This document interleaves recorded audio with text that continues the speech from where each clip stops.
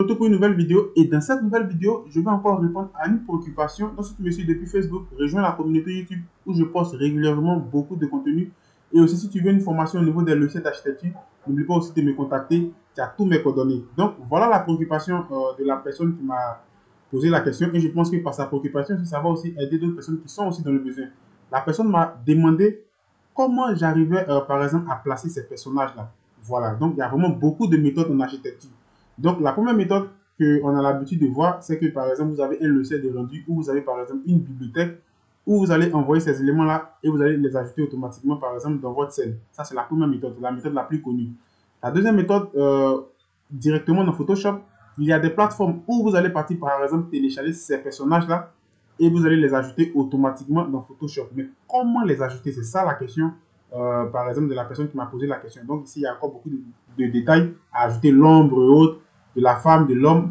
Donc ça, c'est pas un problème. Comme c'est pas l'idée de la vidéo aujourd'hui, je prends le temps de vous expliquer ça peut-être dans une autre vidéo.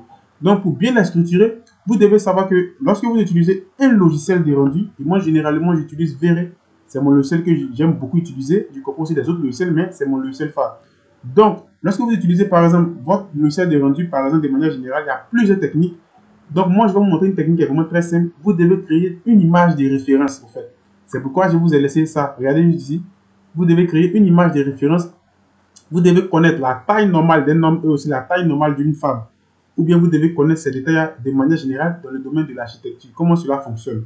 Donc, lorsque vous avez par exemple toutes ces informations, si tu veux encore aller plus loin, je te conseille de venir prendre une formation avec moi où je vais t'expliquer cela du début jusqu'à la fin. Quand tu vas sortir de la formation, tu vas comprendre vraiment beaucoup de choses.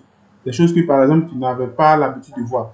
Donc, lorsque vous allez créer par exemple une image de référence, regardez juste ici, voilà l'image de référence que je crée depuis par exemple mon logiciel de rendu. Parce que lorsque je vais créer par exemple cette image de référence V-Ray for SketchUp, dans V-Ray for SketchUp là-bas, je vais maintenant envoyer cette image de référence et je vais bien représenter des éléments qui seront vraiment très précis au niveau de la taille normale d'un homme ou la taille normale d'une femme. Et lorsque je vais finir de faire ça maintenant, je vais maintenant envoyer cette image de référence là dans Photoshop. Parce que si vous ne faites pas ça, il y a vraiment d'autres techniques. Les autres techniques, ça peut être un peu trop complexe si tu es débutant dans la chose. Donc lorsque vous avez par exemple terminé avec votre image de référence, vous allez maintenant envoyer cette image de référence là maintenant dans Photoshop. Et vous allez l'ajouter et vous allez commencer à placer vos personnages 3D ou 2D, si je peux dire. Voilà, sans passer par la bibliothèque d'un logiciel, par exemple 3D. Donc vous allez voir ici, par exemple, je vais activer l'image de référence. Regardez qu'est-ce qui va se passer.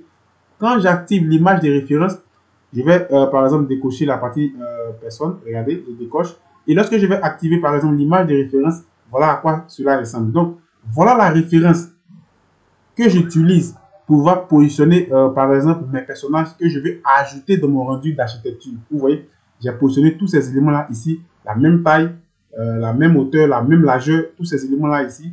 De manière générale, il y a une valeur à connaître de manière générale en architecture qu'on a l'habitude d'utiliser. Voilà, donc il y a d'autres méthodes encore, mais moi je te parle de la méthode la plus simple.